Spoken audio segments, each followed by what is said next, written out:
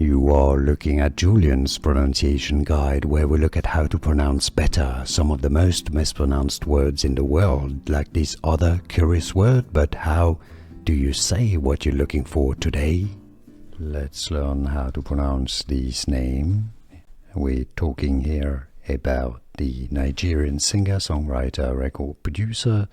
If you want to learn more music celebrity names, stay tuned. He said that he pronounces his name in Nigeria as Davido, because his first name is David, so Davido. But he also said that depending on the country he's in, many people call him Davido, and he's fine with this as well. So whichever way you prefer, but he says it as Davido.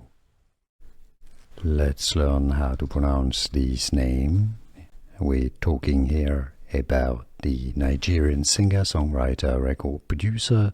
If you want to learn more music celebrity names, stay tuned. He said that he pronounces his name in Nigeria as Davido, because his first name is David, so Davido. But he also said that depending on the country he's in, many people call him Davido, and he's fine with this as well. So whichever way you prefer, but he says it as Davido.